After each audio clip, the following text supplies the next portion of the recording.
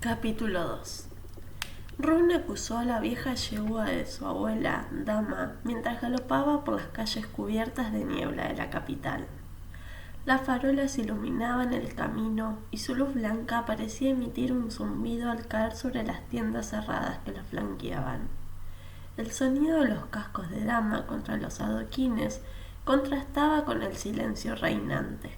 Habían pasado 2 años desde que la sangre de las brujas corriera por entre aquellos adoquines, en el día del nacimiento de la República de la Paz Roja. Run se había pasado esos 2 años buscando Seraphine Oaks, decidida a honrar el último deseo de su abuela. El régimen, que había ejecutado a todas las amigas brujas de su abuela y luego se había quedado con sus propiedades y su patrimonio.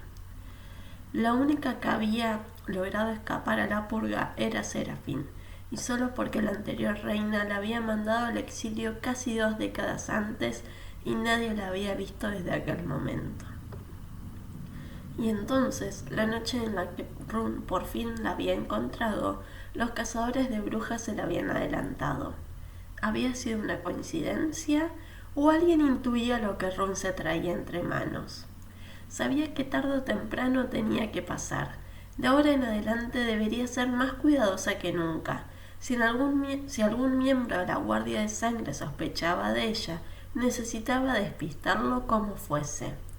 Intentó no pensar en la sangrienta X de la puerta o en la ropa hecha jirones que había encontrado en el barro. Sabía exactamente qué le había ocurrido a Seraphine. Había sido testigo de ello el día en que la Guardia de Sangre había ido a por su abuela. La misma Run los había invitado a pasar. Inmediatamente después del lanzamiento, los soldados habían detenido a toda bruja conocida y la habían condenado a la purga. El ejército de la Nueva República había tomado el control de los puertos y se había asegurado de que nadie abandonase la isla. Habían confiscado los barcos de su abuela, así que era solo cuestión de tiempo de que los cazadores de brujas llegaran a la mansión Wintersea para arrestarla. Pero su abuela había ideado un plan. Su antiguo socio tenía un barquito de pesca con el que estaba ayudando a las brujas a escapar de la isla. La embarcación partía a medianoche desde su ensenada particular y había sitio tanto para ella como para Run siempre que lograran llegar a tiempo. En aquel entonces, Ron tenía solo 16 años y la magia no se había despertado en ella todavía. De hecho, aquella posibilidad jamás se le había pasado por la cabeza, ya que sus padres biológicos no eran brujos, y solo una bruja podría engendrar a otra bruja, aunque a veces la magia se saltaba a algunos niños e incluso generaciones, así que era difícil de predecir. Los padres de Run se habían ahogado en un terrible naufragio cuando ella era apenas un bebé y la habían dejado huérfana sin ninguna familia que pudiese hacerse cargo de ella. Crestel Winters la había adoptado. Pero no importaba que Run no fuera bruja o que no fuese de la misma sangre que ella. Bajo la Paz Roja, lo que importaba era que Run no había entregado a su abuela. Cuando la Guardia de Sangre acudiera a buscarla, proclamarían que Run era una simpatizante y la ejecutarían junto a ella como castigo a su crimen, no haber entregado a la bruja. Era su última oportunidad de escapar. Run estaba recogiendo sus cosas a toda prisa cuando recibió un mensaje de Alexander Sharp, su amigo de la infancia. «Alguien te ha traicionado», decía. «La Guardia de Sangre conoce vuestros planes. Los soldados han detenido al pescador esta tarde y os están esperando en la ensenada». Pero aquella no era la peor noticia que contenía el mensaje de Alex. Las carreteras para salir de la ciudad están cortadas y detienen a cualquiera que no tenga permiso para viajar. No podían huir. Estaban atrapadas en la mansión Wintersea. Podían esconderse, pero ¿cuánto tiempo aguantarían? Tienes que delatarla, Run, antes de que sea demasiado tarde. El mensaje era muy claro. Si no entregaba a su abuela de inmediato, las ejecutarían a las 2. Si se negaba, Run recibiría la más cruel de las muertes. Pero era su abuela. Era la persona que más amaba en ese mundo. Entregarla sería como arrancarse el corazón y deshacerse de él. Así pues, llevó la nota a su abuela, confiando en que ella supiera cómo sacarlas de aquel entuerto. No había olvidado la mirada de acero de su abuela al leer la nota. Sin embargo, en lugar de trazar otro plan para escapar, le dijo: «Tiene razón, debes entregarme de inmediato». Ron negó la cabeza. Ron negó con la cabeza horrorizada. «Tiene que haber otra manera». Su abuela la rodeó con los brazos y la estrechó con fuerza. Ron aún recordaba el olor de aceite de lavanda que se ponía detrás de las orejas. «Si no lo haces, cariño, te matarán». Ron rompió a llorar y se encerró en su habitación. «Si de verdad me quieres», insistió su abuela desde el otro lado de la puerta, «sálvame de la agonía de ver cómo te matan». Ron tenía los ojos anegados en lágrimas. Sollozaba con tanta fuerza que apenas podía respirar. «Por favor, cariño, hazlo por mí». Ron cerró los ojos con fuerza. Lo único que quería hacer era despertar de aquella pesadilla. Pero no era ninguna pesadilla. Tenía dos opciones: entregar a su abuela o enfrentarse a una muerte horrible a su lado. Un sinfín de lágrimas calientes rodeaba por sus mejillas. Al final, abrió la puerta y salió. Su abuela le dio un fuerte abrazo y le acarició el pelo como hacía cuando era una niña. «Ahora vas a tener que ser lista, cariño, lista y valiente». Con la ayuda de Lisbeth, Crestel montó a Rune en un caballo y la mandó galopando hacia la noche. Esta recordaba que el viento arreciaba y la lluvia la golpeaba. Recordaba que le temblaba el cuerpo entero. Era una noche gélida, pero el miedo que se le había alojado en el corazón era aún más frío. Podría haberse negado. Podría haberse presentado ante los soldados y haberse entregado en lugar de su abuela. Pero no lo hizo, porque en el fondo Rune no quería morir. En el fondo era una cobarde.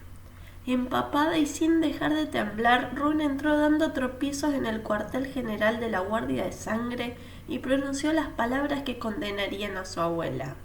«Crestel Winters es una bruja y está intentando escapar», confesó, renegando a la persona que más amaba en el mundo. «Puedo llevaros hasta ella, pero debemos darnos prisa y llegar antes de que logre huir».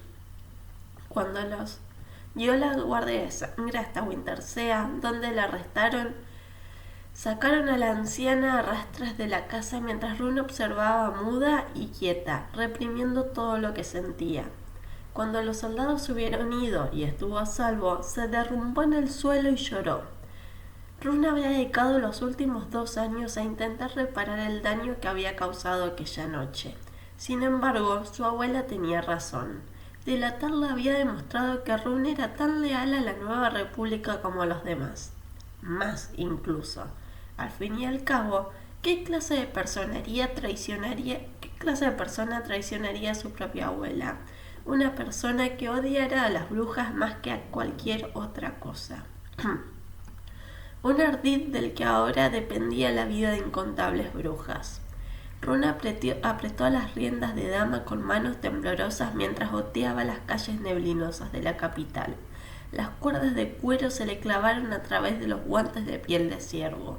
Con un poco de suerte, la Guardia de Sangre encerraría a Serafín en algún calabozo temporal hasta que cazaran algunas brujas más, para luego trasladarlas a todas a la vez a la prisión del palacio. Pero si la suerte no estaba de su lado... Pensar en la alternativa que Serafín ya estuviese encerrada en los sótanos de la fortaleza esperando su purga le provocó náuseas. Acusó de nuevo a la yegua e intentó ignorar las náuseas. Aquello era lo que necesitaba descubrir aquella noche. Si Serafín seguía viva, y si era así, ¿dónde la tenía la Guardia de Sangre? Cuando Dama y ella llegaron al centro de la ciudad, una cúpula se erigía entre la penumbra. La envergadura del edificio rivalizaba con la del mismísimo palacio, la ópera. En su interior habría cazadores de brujas, así como miembros del tribunal. Alguno de ellos tendría que saber dónde estaba el nuevo calabozo temporal. Lo primero que vio fue el pabellón recubierto de cobre de la ópera, en forma de cúpula, donde los carruajes dejaban a los mecenas. Lo rodeaban 5 enormes columnas de hasta 5 plantas de altura. A Rune siempre le había sorprendido que el buen comandante hubiera permitido que siguiera abierta. Poco después de la revolución, los patriotas habían saqueado el edificio y le habían arrebatado gran parte de su antiguo esplendor, destrozando, quemando o tirando al mar muchos cuadros, estatuas y otras piezas ornamentales cuyo origen se remontaba al reinado de las brujas. Sin embargo, el interior conservaba los asientos de terciopelo rojo y sus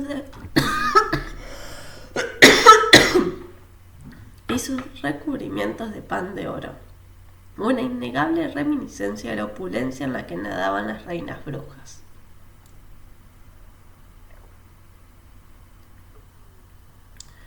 Al entrar al pabellón, Dama minoró el ritmo a un suave trote. Un anciano caballerizo dio un paso al frente desde el arco de la entrada. Llevaba un uniforme negro, pulcro y bien cuidado.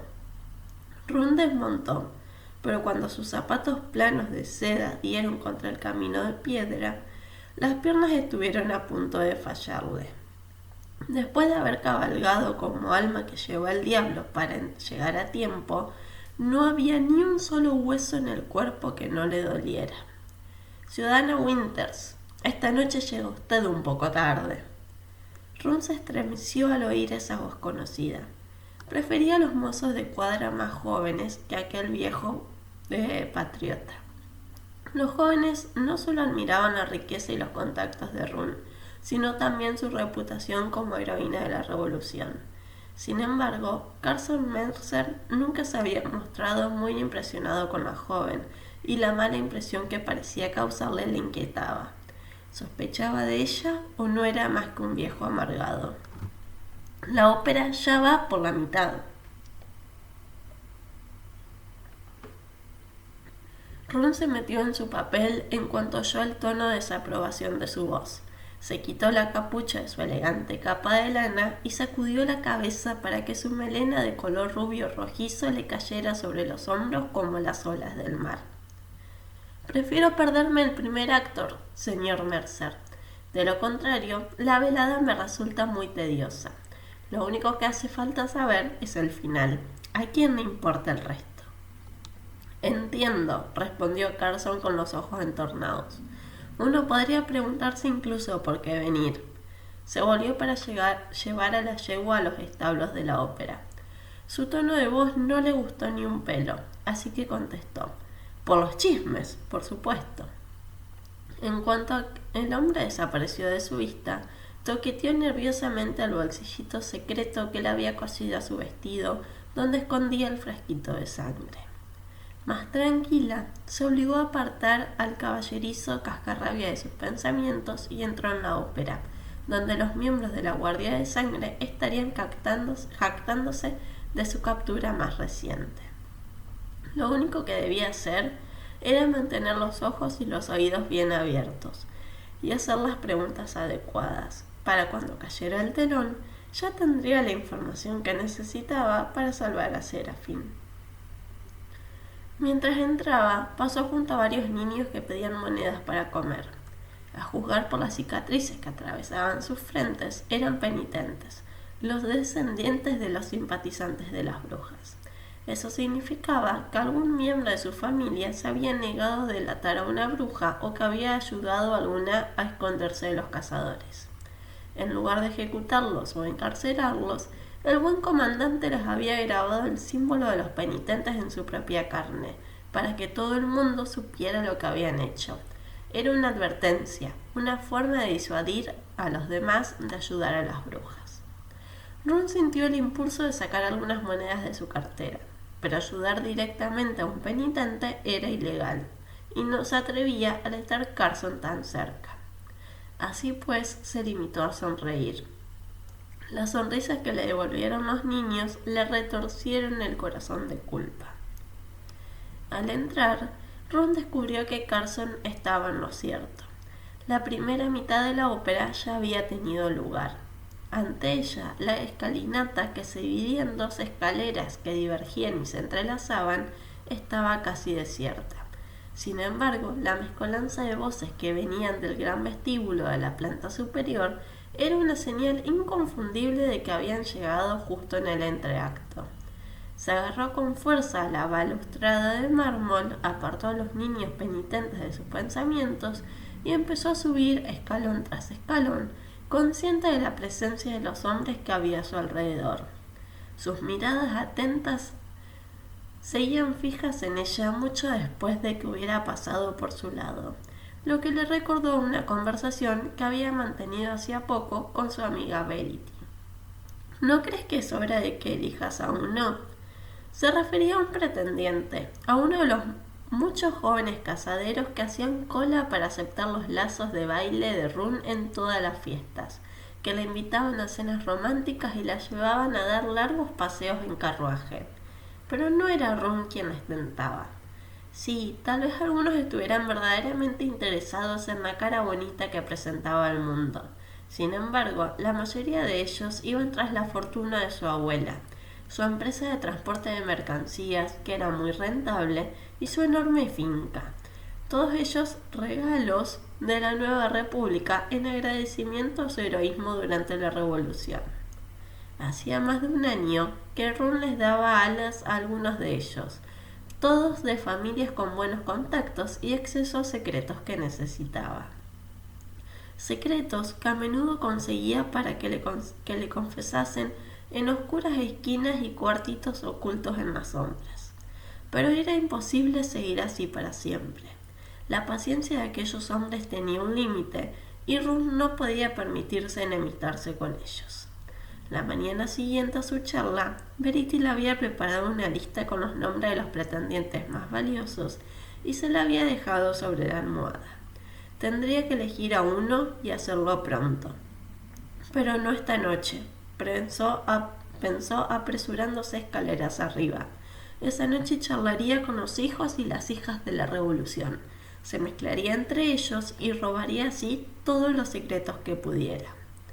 Cuando llegó a la cima de las escalinatas entrelazadas, el gran vestíbulo se abrió ante ella, repleto de mecenas de la ópera vestidos con sedas de colores tenues y puntillas exageradas y peinados decolorados con perlas de color crema.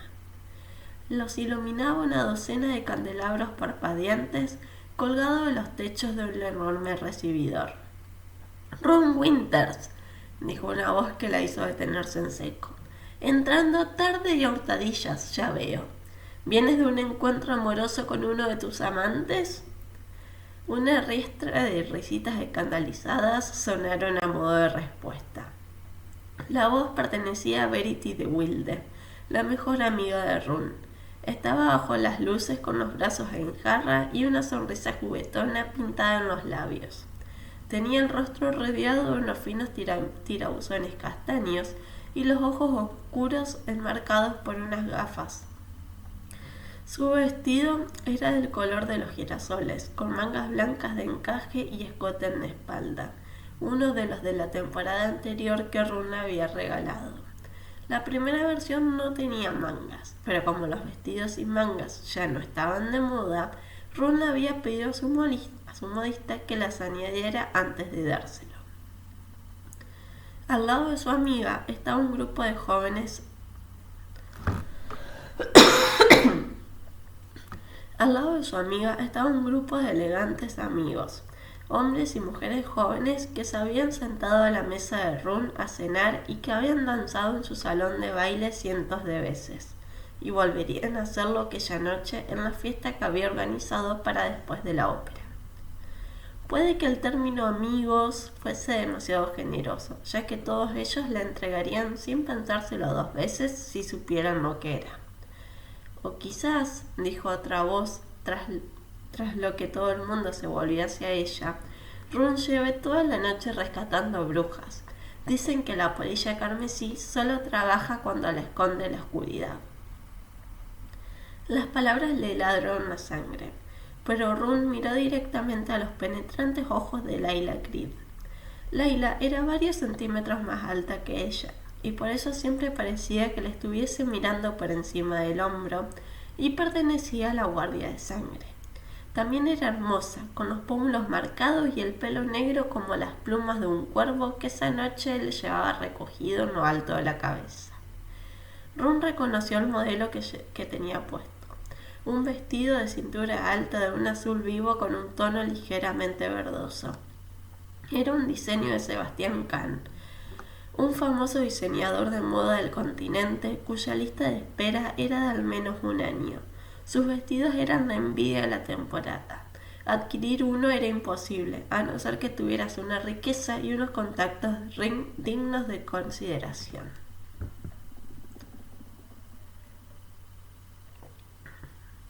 Run guardaba 2 de ellos en su armario.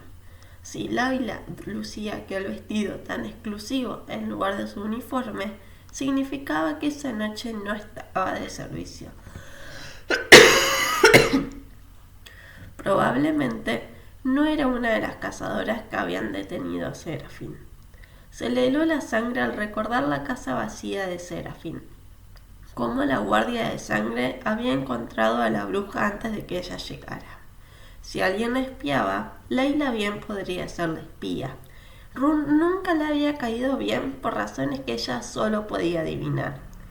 Tras ponerse la máscara detrás de la que escondía la verdadera Run, Winters echó la cabeza hacia atrás y se echó a reír. ¡Ja! ¿Te lo imaginas? Yo pasando mis noches callejeando por esa isla, con este clima espantoso, con las lluvias eternas y el barro que no se acaba nunca. Piensa en cómo terminarían mis minions.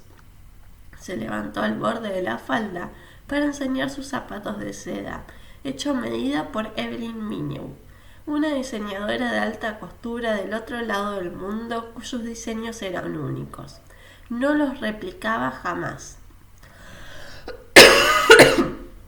A Run le había costado medio año contactar con ella y los zapatos habían tardado otro medio año en llegar. Chúpate esa, Layla Creed. A ver las miradas de envidia y sorpresa, Lun se soltó la falda y entró en el círculo que se había formado a su alrededor con una sonrisa, poniéndose un poco delante de Layla para desplazarla. Bajó la voz como si estuviera contando un secreto y dijo: ¿Os habéis enterado? Esta justiciera sacó a su último grupo de brujas por las alcantarillas. ¡Las alcantarillas! Imaginadlo. Todos arrugaron la nariz disgustado. A Run no le hizo falta fingir. Se le ponía el estómago del revés al recordar el hedor pútrido de las aguas negras que llenaban el túnel oscuro en las que tuvo que meterse hasta las rodillas. Las hermanas gemelas que había rescatado, que tenían apenas 13 años, y ella habían tenido que abrirse paso ante aquel hedor durante kilómetros, mientras recorrían la ciudad bajo tierra. Un sirviente que había encontrado la sábana de las muchachas escondidas debajo de unos tablones del suelo y las había delatado. Las manchas de sangre no eran rojas, sino negras, señal inequívoca de que el poder de aquella bruja había despertado con su primer sangrado. Esa noche, Alexander Sharp, el mismo amigo que le había contado a Run que la guardia de sangre iba por su abuela, las estaba esperando a la salida, con ropa limpia y un caballo que la llevaría a las chicas directas al muelle, donde uno de los cargueros de Run estaba listo para zarpar. Alex era quien siempre la esperaba al final del camino, a veces con caballos o un carruaje, otras con barcos. Aquel era siempre su papel en los golpes de la polilla carmesí y no la decepcionaba jamás. El carguero había llegado a puerto hacía 2 días y las gemelas habían mandado un mensaje en clave para hacerles saber que estaban a salvo en el continente. Cualquiera que prefiera caminar a través de la caca que dormir como un troco en una cama limpia y blandita es, en fin, asqueroso. Empezaba a tener calor bajo la capa, así que empezó a desabrochársela. A su alrededor, todo el mundo respondió con un murmullo de aprobación, excepto una persona, Layla. ¿No es precisamente eso lo que diría la polilla carmesí? Se le agarrotaron los dedos de golpe mientras terminaba de desatar los cordones de la capa. La prenda se le deslizó por los hombros desnudos y antes de que pudiera cogerla, Alguien dio un paso tras ella y tomó la prenda de delicada lana y se la puso sobre el brazo. Vamos, vamos, dijo una voz reconfortante. Si Rum fuera la polilla, ¿habría condenado a su propia abuela a la purga? Levantó la vista hacia el dueño de la voz, que se puso a su lado, Alex Sharp. Ahora que contaba con la presencia de su más viejo amigo, un amigo de verdad, como Verity, sintió que cada músculo de su cuerpo se le relajaba. Aquella noche, Alex parecía un león. Su pelo dorado resplandecía bajo la luz de los candelabros y su mirada era cálida y firme. Sin embargo, arrugaba la frente de una forma sutil y ligera, lo que le decía que sabía dónde había estado y que estaba preocupado por ella. En ese momento intervino Noah Creed, hermano del águila, y uno de los jóvenes que habían entrado en la lista de Verity titulada Candidatos a tener en cuenta. La polilla carmesí no ataca desde hace semanas, dijo, también en defensa de Rum. Para fundamentar su teoría, añadió: me he enterado de que esta noche han detenido a otra bruja sin obstáculo alguno.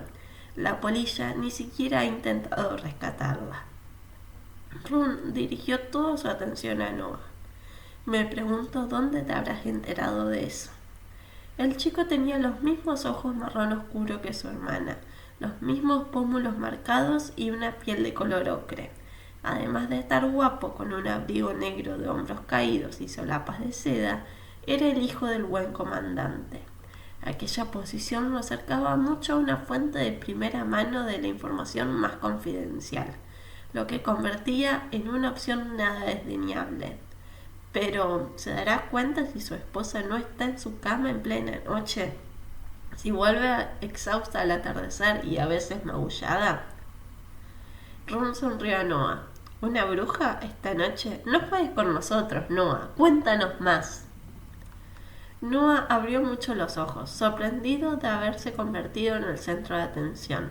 Sin embargo, alzó las manos a modo de protesta y dijo: la ha detenido Gideon Sharp. Es lo único que sé. Gideon Sharp. Rum dio casi una mueca de rabia al oír el nombre del hermano mayor de Alex, devotamente leal a la Nueva República. Era un cazador despiadado y sediento de sangre. Había enviado a la purga a más brujas que ningún otro miembro de la guardia.